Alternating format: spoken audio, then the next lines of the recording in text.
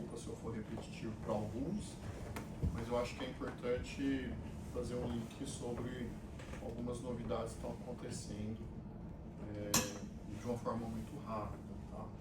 Agentes de IA estão transformando o setor financeiro e eu queria começar falando um pouquinho de mim. Na verdade, eu sou professor da Universidade Federal de Goiás, tá?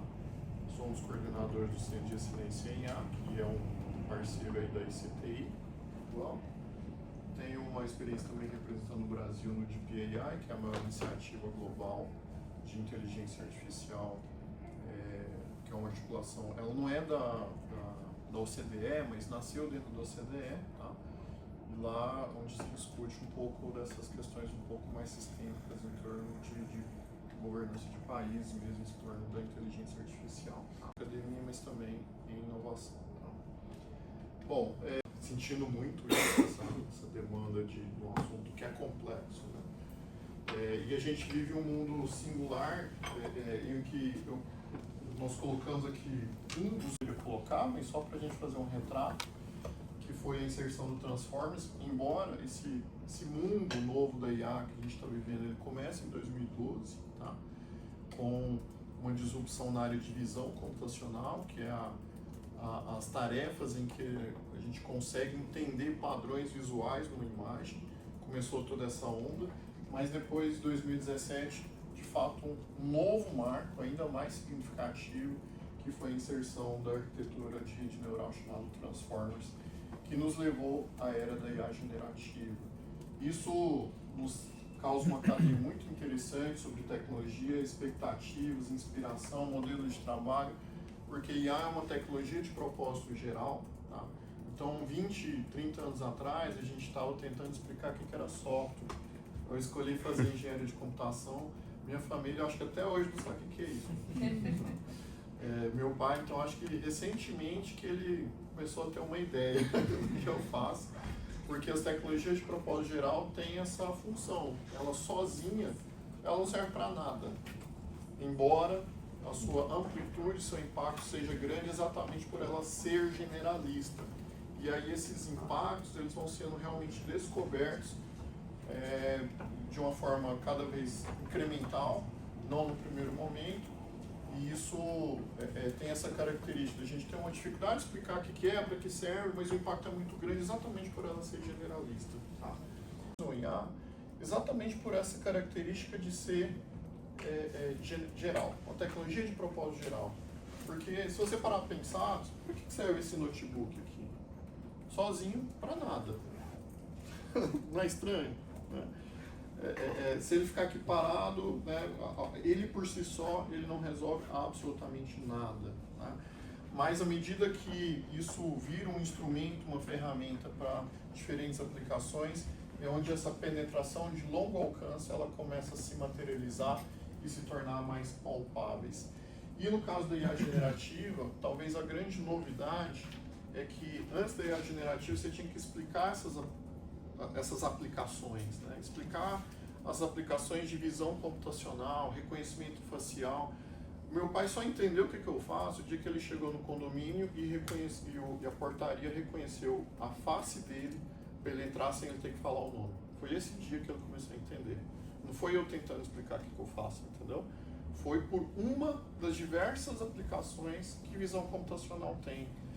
E a IA generativa ela trouxe uma era em que o usuário ele tem uma certa proatividade. Inclusive foi uma conversa com um jornalista que ele me ajudou a entender isso, né? Que a novidade foi que você pode ir lá por si mesmo e provocar a tecnologia, sabe? E isso trouxe um paradigma muito diferente ao invés de você esperar um problema para usar a tecnologia. Tá? Large Language Model, grandes modelos de linguagem, tá? Desse momento recente que a gente está vivendo da evolução tecnológica. Tá?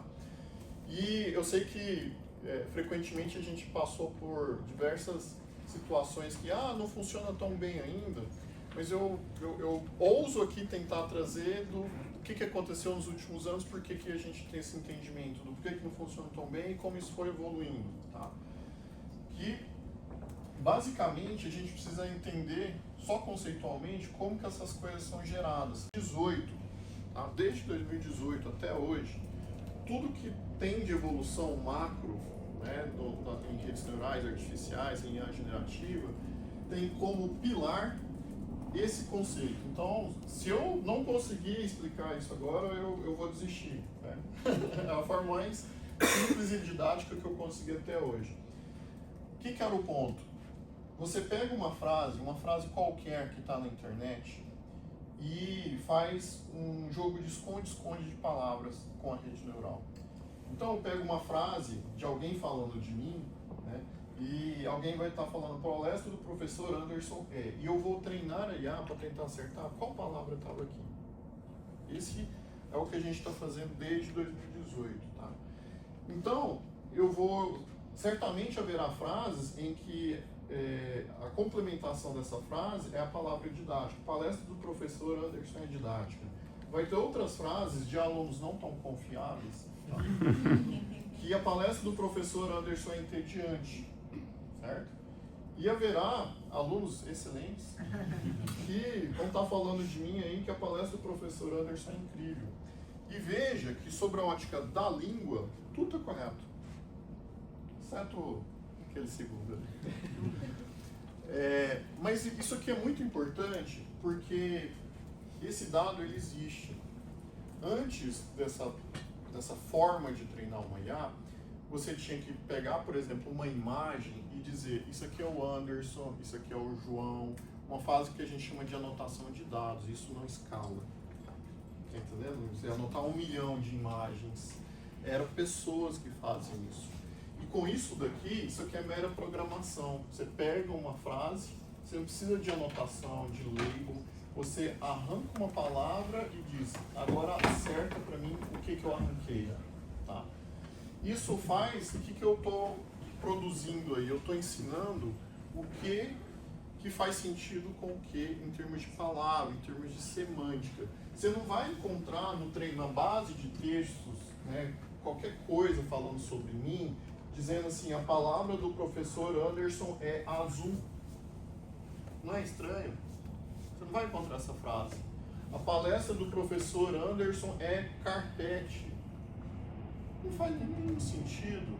Você não vai encontrar esse texto disponível dessa forma, percebe? Mas tudo isso daqui, com todas aquelas 3 palavrinhas, você vai encontrar. Né? E você pode continuar brincando, não só escondendo o que a frase conclui, mas o que estava no meio, o que está no início. E tudo que a gente faz desde 2018, embora tenha tricks de programação, é cada vez mais textos, em mais computação, e o resultado sempre melhora há 7 anos. Tá entendendo até por que a gente chegou nesses momentos de superclusters, consumo energético grande, porque você foi empilhando cada vez mais sobre essas combinações de palavras. Né? Para tarefas em português ou por laboratórios e empresas do Brasil para construir esses motores de entendimento textual, que a gente chama de Large Language Models. Tá? Vejam que parece um mapa interessante, temos muita coisa. Né?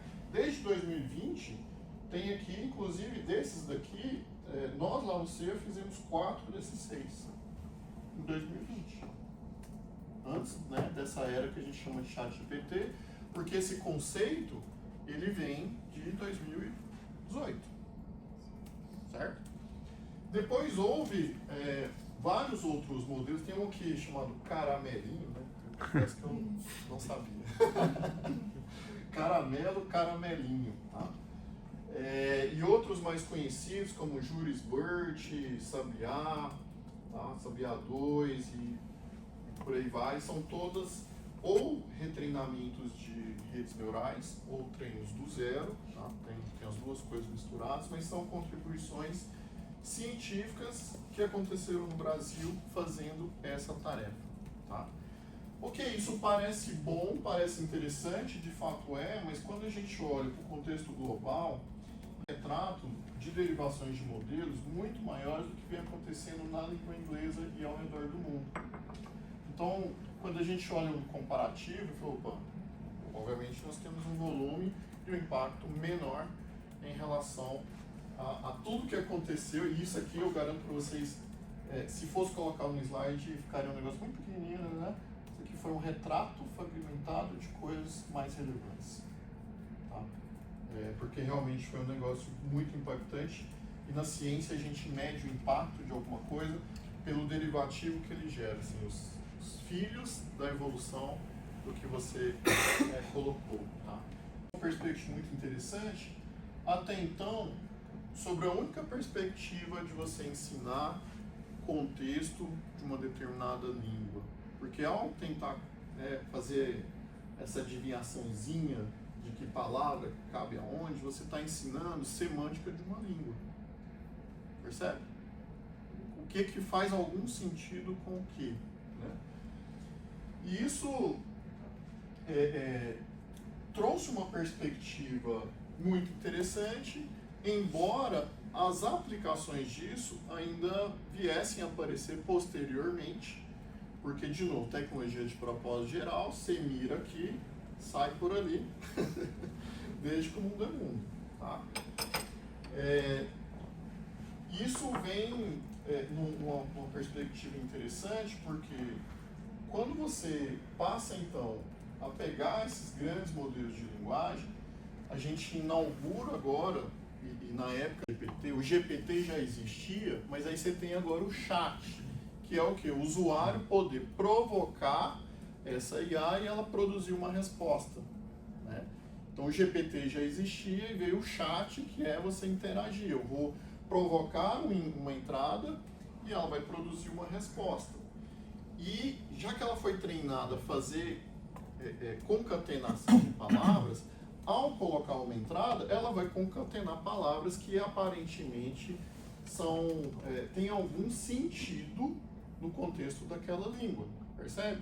Então, quando você faz uma pergunta, aí ela não entende que é uma pergunta, ela entende que tem um monte de palavra amontoada e ela vai pôr mais um monte de palavra amontoada. É isso, né? E aí começou a vir essa questão do tal do prompt, né? Que é essa manifestação do usuário dentro dessa IA que foi treinada para completar palavras, certo? E isso foi uma novidade. Por quê? Porque você pode simplesmente chegar assim, e aí, não é uma entrada de comunicação textual, ou você pode, com o mesmo objetivo, assim, olá, tudo bem? Como é que está sendo o seu dia? Não tem o mesmo propósito, o mesmo objetivo, mas são formas muito diferentes de você expressar uma informação de entrada. E você pode, agora, já que é um chat com esse motor treinado para completar palavras, você pode fazer diferentes entradas. E aí a gente inaugurou uma era que a gente tem que... Como é que a gente provoca uma resposta dessa IA que foi treinada para completar palavras? E vem então do prompt, né? Que inaugurou uma era em que o usuário ele foi desafiado a como é que eu me desenvolvo para provocar essa IA. Virou uma arte dos dias atuais, tá? Em que você tem que dar contexto, no mundo ideal, tá, gente? Contexto, descrição da tarefa e formato do que você quer, sabe? E mais do que nunca, perguntar bem se tornou essencial. Porque no nosso cotidiano, a gente faz isso a toda hora. Frequentemente, a gente está em um círculo de conversas, e aí eu chego aqui no Cadu, relatório. Aí o Cadu, que relatório? Você não me deu contexto? A gente não faz isso em vários momentos da vida, né, do nosso dia, né? Eu trabalho com muita gente, né, e eu trabalho com a minha esposa, a Thelma e Diana, e pensamentos acelerados, a gente está dentro do carro, aí ela começa a falar de alguma coisa assim, Thelma, eu não sei do que você está falando, Thelma. Entendeu? Porque na cabeça dela o contexto está todo pronto, mas ela começa a se comunicar comigo, mudando de assunto no meio.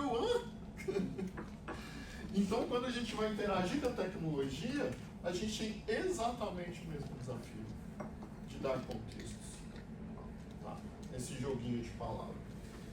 Por quê? Porque eu posso simplesmente chegar e Se ela der a resposta, o banco mais próximo é atravessando o lado da rua, tem 3 bancos para você sentar.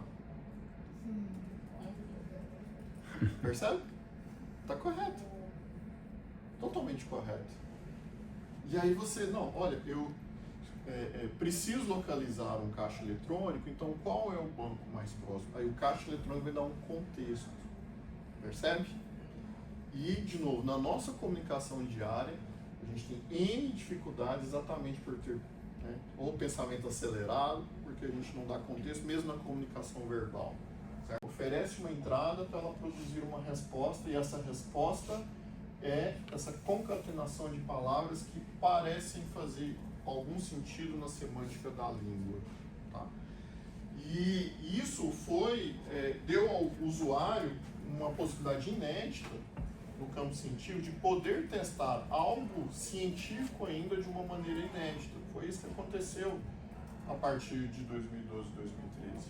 Coisas que a ciência tinha acabado de evoluir, mas que não precisava passar por um cientista. Qualquer pessoa podia ir lá e testar por ela própria em uma atividade que é muito comum e autoexplicativa, que é o conversacional. Mas você não precisa de um professor para mandar alguma coisa para a LLM, percebe? Isso estava na internet. Só que isso, obviamente, trouxe alguns desafios, porque você vai lá, escreve um prompt, me ajuda a escrever um rascunho de um e-mail pedindo um café com o meu chefe. Ele vai escrever baseado no que ele compreendeu desse emaranhado de palavras e vai concatenar mais um emaranhado de palavras que parece ter algum sentido com esse emaranhado de palavras aqui. Ponto.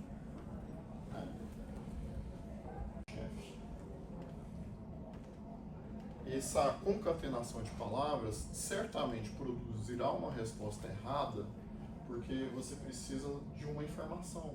Você não precisa só concatenar palavras para produzir algo relevante. E você não tem essa informação. Porque uma vez que você fez o treinamento da LLM escondendo essas palavras, toda essa base de dados ela é descartada. Não é que ela fica lá para ser consumida. Só é usado durante o treinamento. É um equívoco comum do entendimento de como essas coisas funcionam. Desculpa se eu estiver sendo repetitivo, se alguém já tenha falado isso para vocês, tá? Mas você vai lá, treina, e essa base textual, ela não faz parte de uma memória dos modelos de IA, tá entendendo? Ela só serviu para entender o que faz sentido com o quê. Só isso, tá? E nesse caso aqui, essa memorização do que faz sentido com o que, ela não é explícita, tá? Ela é um aprendizado que a gente chama indireto. E quando eu provoco, já que ela não tem essa informação, ela vai produzir alguma resposta que faz algum sentido, mas certamente vai produzir o que a gente passou a chamar de alucinação. Que é o que faz sentido, né, mas você não tem ali nenhum subsídio para produzir aquela resposta. Certo? Por quê? Porque foi treinado para ser assim, completar palavras que tenham um sentido. É como se a gente tivesse aquele nosso amigo que ele quer falar sobre tudo, mas não necessariamente ele está preparado para falar sobre tudo. Percebe? Então, o usuário faz uma pergunta, eu tenho um LLM que entende português, que entende sobre diversos assuntos de português, que a palavra banco pode vir no contexto financeiro, pode vir no contexto de lazer e diversos outros contextos. A novidade passou a ser quando eu permito esse LLM que a partir de uma pergunta ele consulte dados, aí sim, tá? Não aqueles dados do treinamento, mas novos dados para dizer assim, olha, leia esse documento aqui antes de produzir sua resposta. Que na prática ele vai pegar a pergunta do usuário, mais esse documento que você está oferecendo, para produzir a resposta. E ao dar um documento privado, você está dando o quê? Contexto. Percebe? E isso tem sido um game change, principalmente para o ambiente corporativo, porque geralmente você faz isso com dados privados. Eu pego lá uma tese de um aluno, uma banca que eu tenho que participar e dou, olha, me ajude a analisar essa tese, percebe? Já que ele fala bem português, tá entendendo? E eu tô dando todo um documento de 100 páginas como parte realmente da minha entrada, tá? Tô dando contexto, ok? E tá, gente? Talvez uns 80% das aplicações que a gente está vendo em meios corporativos, porque são dados privados, aí você consegue controlar esse acesso, vai sair da corporação, tem ganhou uma notoriedade, porque aí não é só o que treinou de dados na internet, você dá contextos, tipo, tá aqui a agenda do Anderson, me diga o quanto ele tá ferrado. Então, aí bem interessante. Então, estou concatenando ali. Aí sim, eu vou conseguir qual é a previsão do tempo para esse dia de hoje. Né? Até para saber que dia é hoje. Senão não vai saber. Né? E tempo para esse dia se eu der não só a agenda, mas um contexto, por exemplo, de um site de previsão do tempo. Tá vendo que na prática eu estou sempre aumentando contextos de diferentes formas, seja com a estruturação da informação que o usuário dá na entrada, desde aquela questão assim, banco, mas que banco, né? Eu estou falando do que, né? Até documentos e informações, porque amplia muito a capacidade das LLMs de processar informações para produzir respostas, aí sim, um pouco mais adequadas. E a gente passou, inclusive, ao invés de eu produzir uma resposta em texto, a LLM vai produzir uma resposta em texto, mas você concatena uma outra tecnologia que é pegar o texto e produzir um áudio. Por quê? Porque eu, Anderson, sou um cara tecnológico, mas meu pai fez até 4ª série. E eu jurava, eu tinha certeza, na verdade, que eu nunca ia usar a tecnologia. Porque além de não gostar, ele torce contra. Vocês conhecem alguém assim? Ele torce contra o GPS, gente. Toda vez que eu tento botar o GPS, você vai ver que ele tá errado, não dá certo. Tá me mandando cortar ali, mas eu que conheço a cidade. Certo? Eu nem sei o que eu insisto aí. E eu jurava que meu pai não ia usar a tecnologia até o dia que ele chegou lá em casa usando o Zap. Eu falo desse jeito, Zap. Aí eu pensei, não sobrará ninguém nessa terra. Certo? E por que ele passou a usar? Porque ele troca muito áudio com amigos. Não é o texto. Percebe? Texto é uma coisa que a gente escreve bem, a gente lê bem. Mas imagine em países como o Brasil, de pessoas que não escrevem bem, não leem bem, certo? As minhas filhas, hoje elas já se acostumaram, mas alguns anos atrás minha filha mais velha chegou e me disse assim, pai, por que o vovô escreve tão estranho?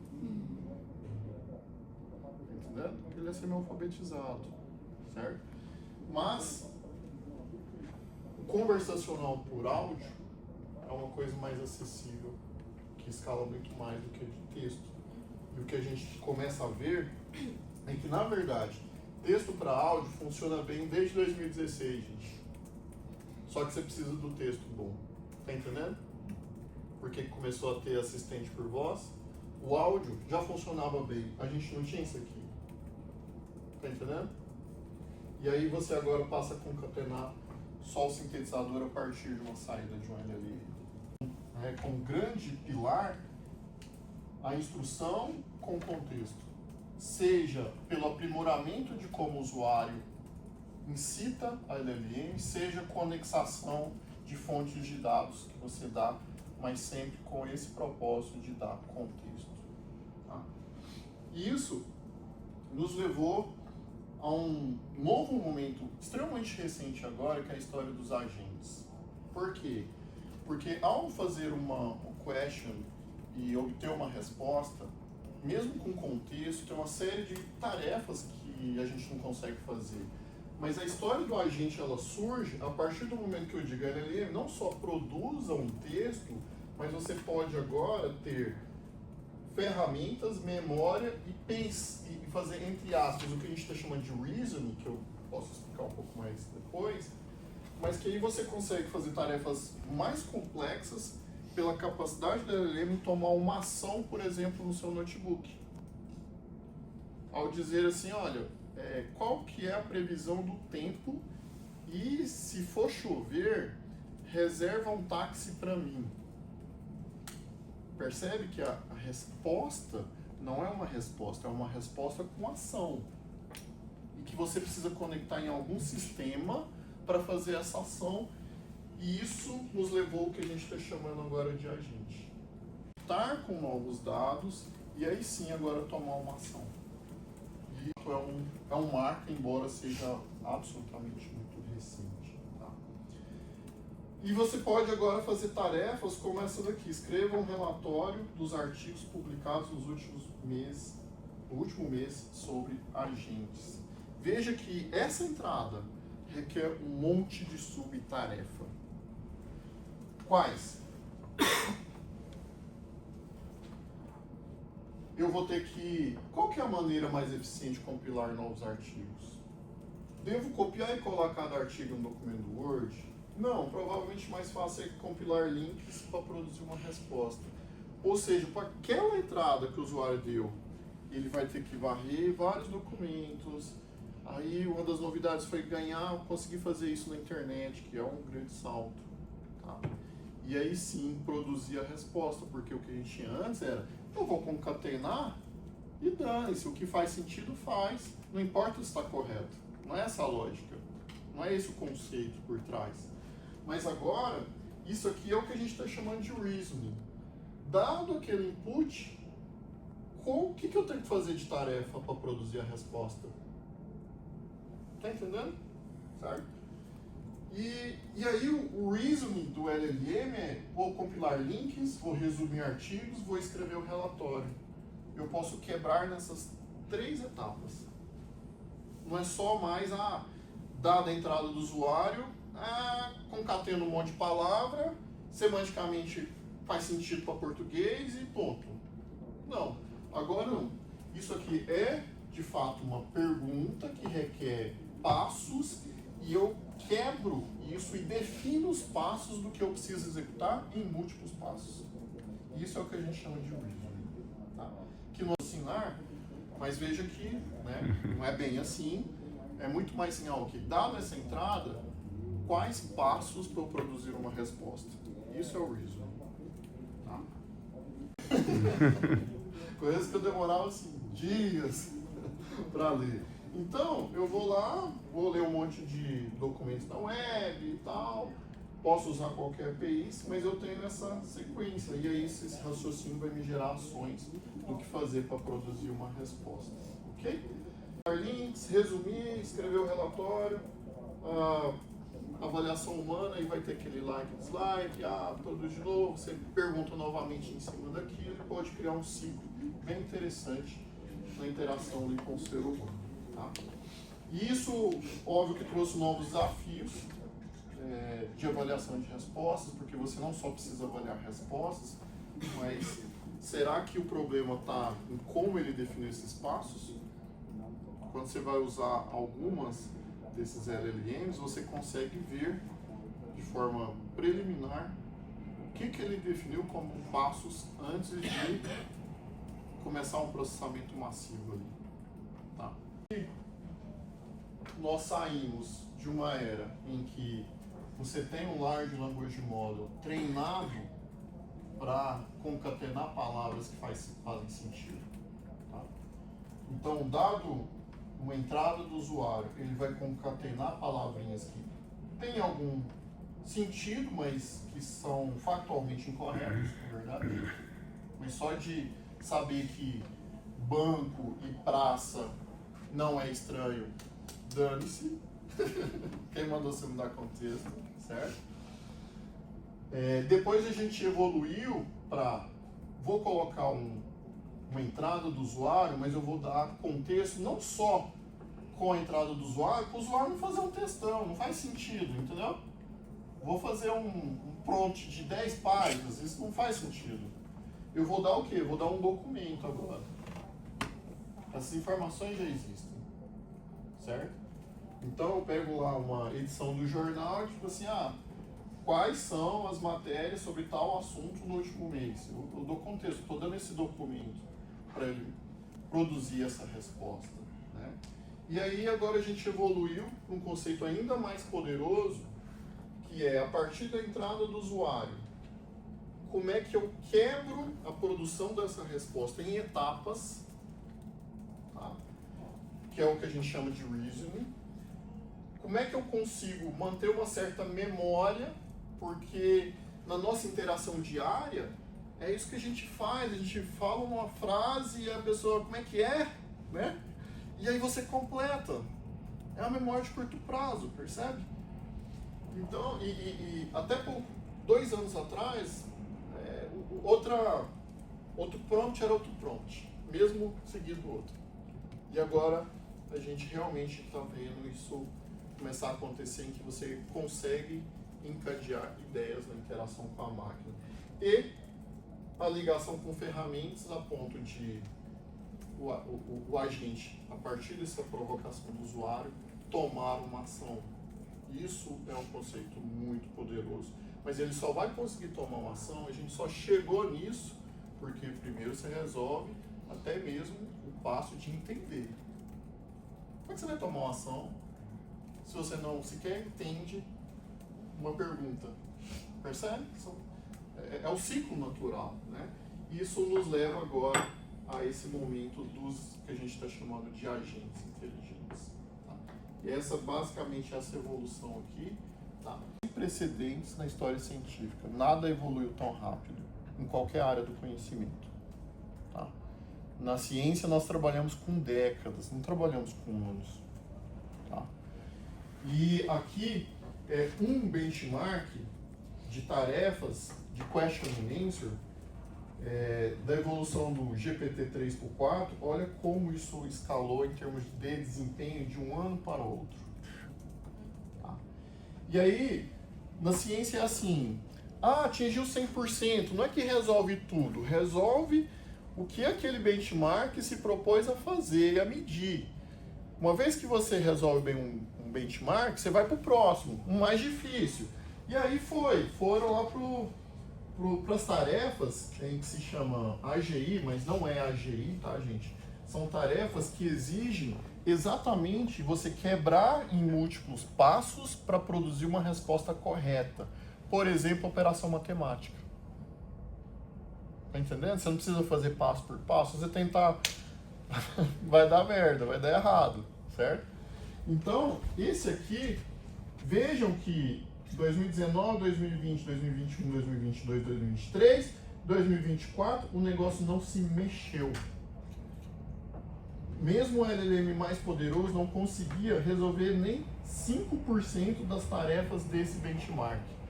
E aí, na hora que começou a ter esses LLMs com reasoning, que é antes de produzir, né, a resposta num one shot, ali num passo só, ele quebra em tarefas para produzir a resposta. E aí, em 2025, a gente teve um salto absurdo nessa tarefa que envolve reasoning, nesse benchmark. Isso num ano só. Uma coisa, como eu disse, eu desconheço em qualquer área da ciência uma evolução tão rápida nesse sentido, a ponto de você fazer um joelho de uma vez num monte de tarefa complexa, tá? Mas isso aqui é o que a gente chama de campo científico. Benchmark é que nem teste laboratorial de vacina. Entendeu? Você produzir um anticorpo não necessariamente significa que uma população, né, os diferentes corpos dos seres humanos vão reagir em média da mesma maneira. A gente precisa ir, né, lá na vacina a gente precisa ir para a fase 3, clínica, população, em escala. No caso da tecnologia, você tem que pegar essas evoluções em benchmarks e desenvolver as aplicações, a produtização do que aconteceu nesses benchmarks. E isso não é tão simples quanto parece, porque estamos falando de tecnologia de propósito geral. Eu garanto para vocês que as melhores técnicas científicas vão lá, massacram um benchmark, mas os desafios que cada setor econômico tem não são representados, por mais que a gente tente, em benchmarks que a gente usa no âmbito laboratorial e científico, porque são coisas um pouco mais específicas, um pouco mais verticalizadas, e aí cabe, obviamente, a parte de tecnologia e aos empreendedores pegar essas evoluções científicas e levar para as aplicações, para os produtos. E nesse momento, o grande gap em qualquer parte do mundo é como é que eu pego. Ok, ele resolve tarefas que requerem múltiplos passos, mas que produto eu faço com isso? Esse é o desafio que a gente tem nesse momento. Ok? Muito bom. Isso não é IA, precisa de 8 GPUs para rodar. 8 GPUs. 8 GPUs, eu juro pra você, eu não escutei isso nem de um nem de dois. Mas de vários colegas em conferências diferentes. Tá? 2 anos depois, começaram a surgir as otimizações em cima daquela rede neural. Hoje eu consigo rodar aquela rede neural no meu notebook. Eu consigo reproduzir o que aconteceu em 2012. Entendeu? Por 2 razões. Melhoria do hardware e você conseguir obter o mesmo resultado otimizando os recursos aí sobre a ótica de programação mesmo. E por que isso acontece? Porque você... eu queria citar 3 passos aqui de uma cadeia. Geração de conhecimento, geração de desenvolvimento e inovação. Tá? A universidade, ela gera conhecimento, ou seja, ciência básica. Como conseguir aquele resultado? Eu não estou preocupado com as constraints, tá entendendo? Porque a gente já luta nas trincheiras. Se você botar restrição, é impossível, entendeu? Então, eu consigo gerar esse resultado. Ah, mas usa 8 GPUs, que loucura, sabe? Mas depois cabe o desenvolvimento que vai otimizar isso, né? Como obter esse mesmo resultado usando menos. E a inovação é quando o usuário final aceita aquilo como uma novidade útil, né? E eu acho que aqui eu estou aqui como convidado, né? Universidade, uma ICT e uma empresa, que eu acho que ilustra exatamente essa cadeia. Geração de conhecimento, geração de desenvolvimento e inovação, tá? Porque hoje, talvez a excentricidade é que na IA generativa, desde 2018, o negócio ele continuou crescendo sobre como obter resultados melhores. A inovação e o desenvolvimento, ele está coletando dados de 3, 4 anos atrás. Tá entendendo? E essa é talvez a grande excentricidade desse momento que a gente está vivendo, que lá em 2012, um ano depois você não tinha mais novidade. A novidade era tentar obter o mesmo resultado com menos.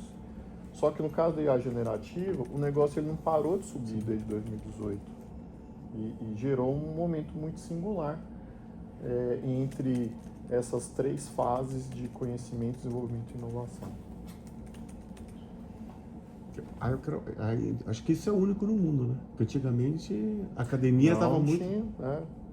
Por isso que é disruptivo, porque antigamente a academia ficava lá... Agora a academia atropelou o desenvolvimento e a inovação. Você gera uma disrupção e você colhe frutos por ano. A gente está tendo disrupções seguidas por muitos anos, então gerou essa singularidade. Por isso que ele é o terceiro gráfico, né? Como é que eu adapto isso no produto, né? Como é que eu empreendo? Como é que eu uso isso em aplicação? Desculpe aqui, né? Mas acho que é... Super. Cadu, eu queria perguntar mais, complementando a pergunta que ele tinha feito. LMs brasileiros que já estão no mercado desde 2020. A gente ouvia muito mais assim, é o BERT, é o Sabiá, enfim, eram poucos. Aí vocês mapearam, vocês veem 20. Todas essas soluções que vocês já utilizam, vocês já veem uso em prateleira, já vem em uso em aplicações, indo para o mercado? Como é que vocês veem esses LLMs brasileiros? Perfeito. É que eles não são tão conhecidos por serem de aplicações específicas. Uhum. Quanto mais generalista, maior e mais complexo é você construir, tá? Então você pensa, quando você fala das IAs generativas de algumas empresas de tecnologia, elas... Por vertical? Isso. E vou te citar um exemplo. Em 2018 a gente fez uma IA para escrever anúncios para varejo. Para loja de animais? Não. Mas quanto mais nichado, você tem uma complexidade menor, tá? A novidade é que agora você consegue conversar com IA generativa sobre culinária, sobre astronomia, sobre varejo. Só que quanto mais generalista, mais complexa, tá? Então é um trade-off entre generalização e especificidade, né? Que é comum, tá? É que quando você é generalista, você atinge um público muito maior. E essas LLMs brasileiras, elas estão sendo treinadas em base de dados em português, claro, mas em base de dados abertos, porque uma vez tem essa questão, né, do uso dos jornais e de direitos autorais para você treinar LLM, e uma diretora de políticas públicas da OpenAI me disse uma vez, não, mas a gente precisa fazer isso porque a gente tem que treinar em português, senão a gente não vai ter como treinar em português. Uhum. Tem como essas LLMs brasileiras serem agregadas por uma OpenAI, por exemplo, ou para ajudar a treinar um modelo? Como que isso tem funcionado? Assim, eu desconheço colaborações nesse sentido, tá? Mas faria sentido. Em tese, tecnicamente. Eu não sei se sobre ótica de business, sabe? Mas o ponto-chave é que, vamos dizer assim, no ciclo de desenvolvimento de pesquisa ou desenvolvimento, né, não vou nem falar da inovação, existem sim vários datasets públicos, tá? Que tornam isso viável até certo ponto. A novidade foi fazer isso em escala. Isso foi a novidade nos últimos anos. Outra coisa que eu queria perguntar, professor, é sobre dados sintéticos.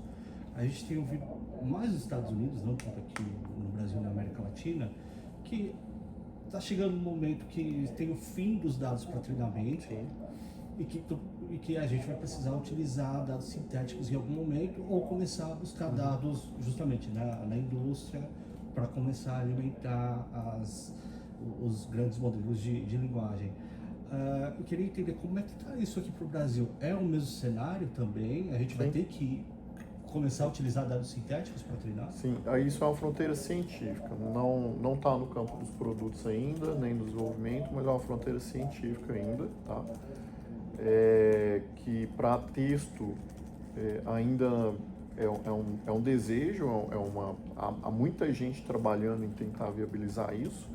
O que já é viável é você trabalhar isso a nível de imagem, tá? Uhum. Lá no CIA mesmo a gente ganhou um prêmio ano passado por uma inovação que usa dados sintéticos da imagem. Então no campo da imagem sim, no campo de texto não. Ainda é um desafio científico. Uhum.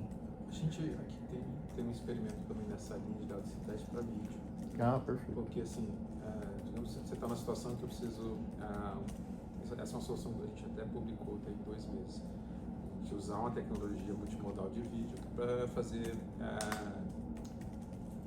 vistorias de seguro. Para contratar um seguro, então eu vou verificar se está aderente a questões de segurança, contra incêndio, né? Então, e aí nos faltam, por exemplo, os vídeos reais, onde eu vou entrar no mercadinho e o rapaz lá vende pólvora. Né? Então você vai treinar e você vai fazer tudo isso e nada disso ocorre. Será que se um dia eu entrar no mercadinho e tiver uma pólvora, eu vou perceber?